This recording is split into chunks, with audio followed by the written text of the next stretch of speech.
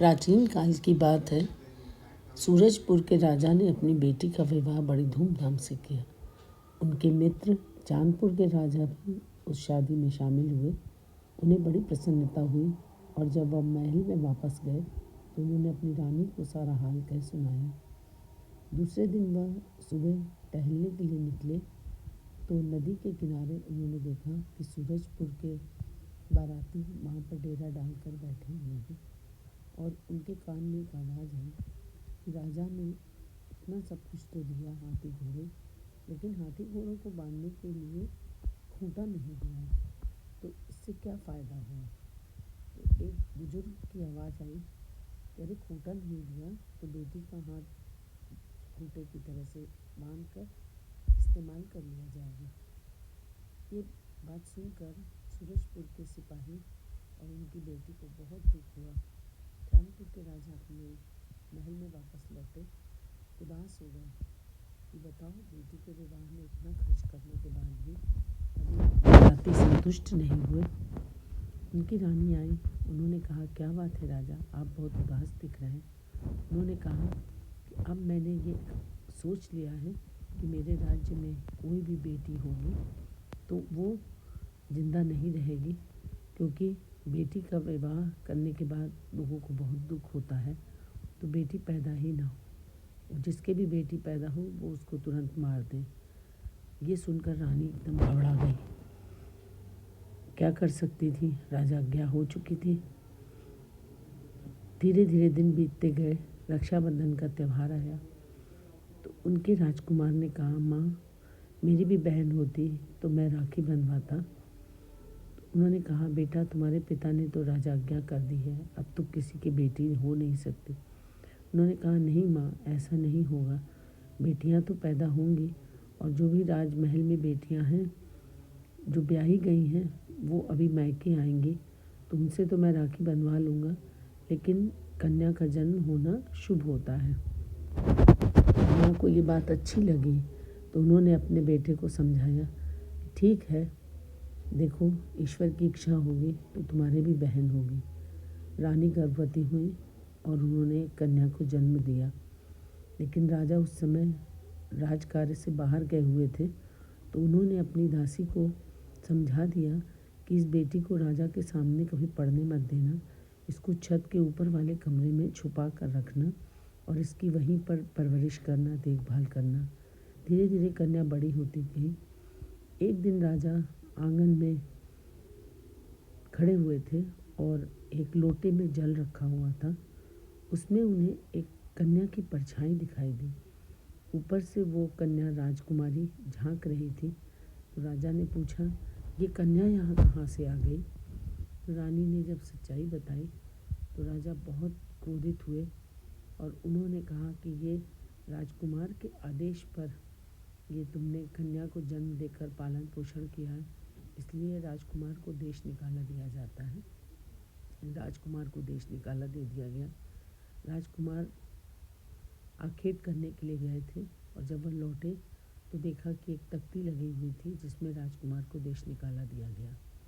राजकुमार ने माँ से कहा, माँ, जब मुझे देश निकाला दिया गया है तो मेरी बहन को भी मेरे साथ कर दीजिए, मैं उसको भी अपने साथ ले जाऊँगी। माँ ने बड़े भारी मन से दोनों बच्चों को जाने की अनुमति दी, लेकिन रास्ते में उनके लिए खाने पीने का सामान और मिठाई लड्डू जब बांध रही थी तो उसके साथ उन्होंने बहुत सारी मोहरें भी रख दी थी, जिससे किसी भी कठिन परिस्थिति में वह उसका प्रयोग कर सकें। बेटी को विदा कर दिया, राजकुमार भी चले गए।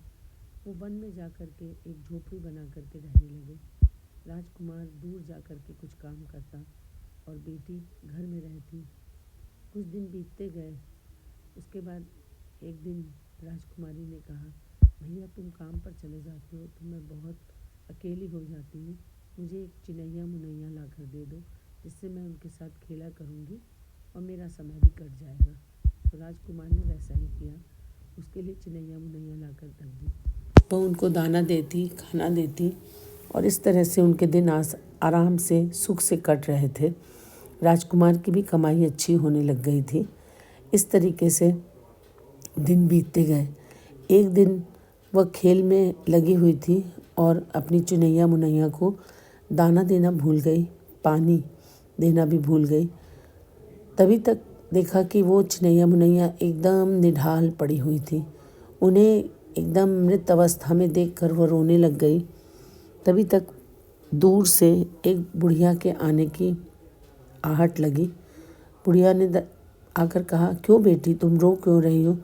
उन्होंने कहा कि देखिए, मेरी चुनैया मुनैया जो है एकदम निश्चेष्ट पड़ी हुई है। तो उन्होंने कहा, ऐसा है कि तुम दुखी मत हो, तुम अवसान माता की पूजा करो और सुहागिने करो, देखो सब संकट तुम्हारे दूर हो जाएंगे। तो उसने कहा, मैं कैसे करूँगी, मुझे विधि विधान बताइए। तो उन्होंने कहा, कुछ नहीं, चना और गुड़ का इंतज़ाम कर लो, 7 सुहागिन स्त्रियों को बुला लो और बृहस्पतिवार के दिन एक पाटे में 7 छुई मिट्टी के ढेले को रखना, उसमें सारे श्रृंगार की सामग्री सजाना और पान के पत्ते में अवसान माता का चंदन से आकृति बनाना और उसकी पूजा करना। फिर देखो तुम्हारे सारे कष्ट दूर हो जाते हैं। तो उसने अपने भाई जब लौट के आए राजकुमार, तो उनसे कहा, भैया आज अवसान माता का मुझे व्रत करना है, इसके लिए मुझे सब सामान ला कर दे दीजिए। सोमवार को या बृहस्पतिवार को ये पूजन किया जाता है। उस दिन इतवार था, तो भाई ने पास के बाज़ार से जाकर कहा कि मैं सामान ले आता हूँ। तो राजकुमारी ने तुरंत 3 मोहरें उसको दे दी और वह सारा सामान लाकर रख दिए। उसके बाद वो अपना सुबह काम पर चले गए। तब तक देखा थोड़ी देर में वो बूढ़ी स्त्री वहाँ पर आ गई।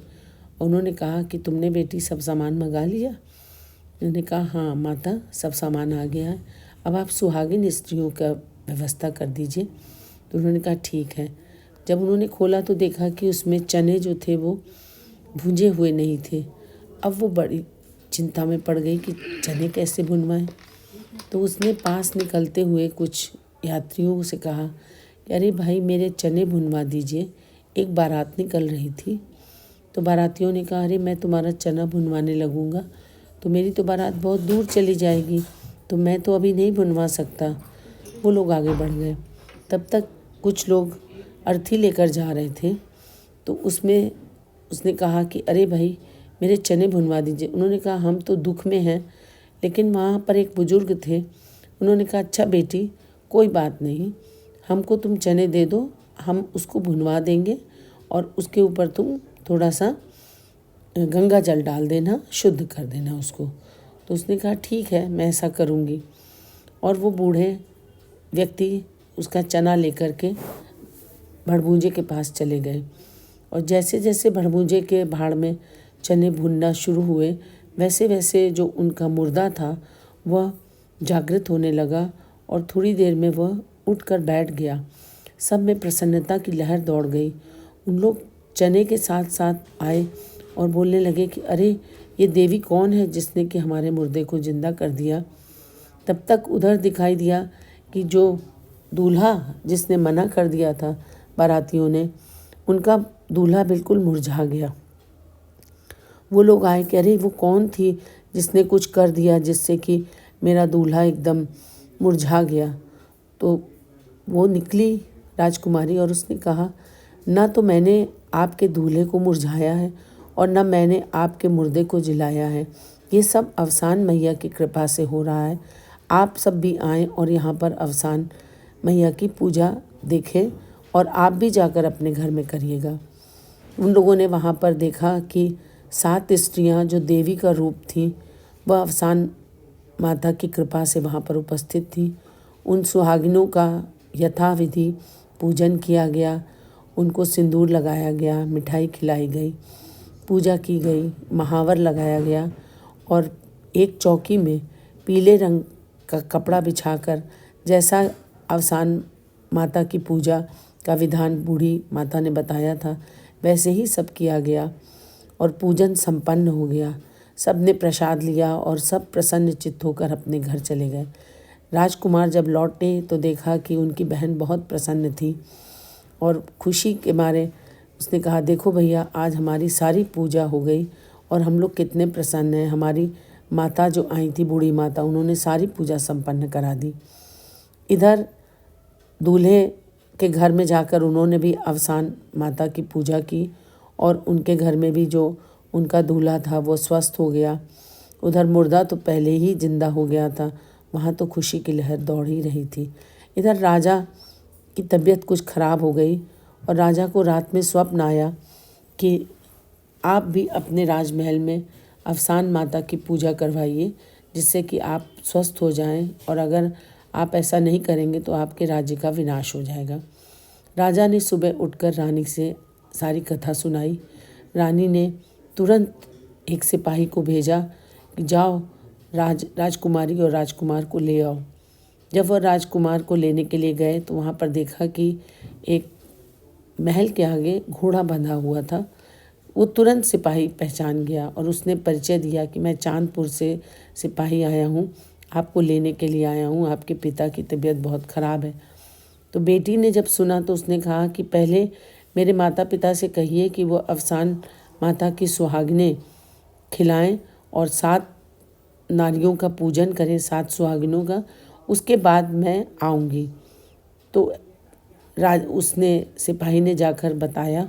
रानी ने सुहागिनें खिलाईं और उनका स्वागत किया, पूजन किया और उसके बाद संदेश भिजवाया कि देखो अवसान माता की पूजा संपन्न हो गई है।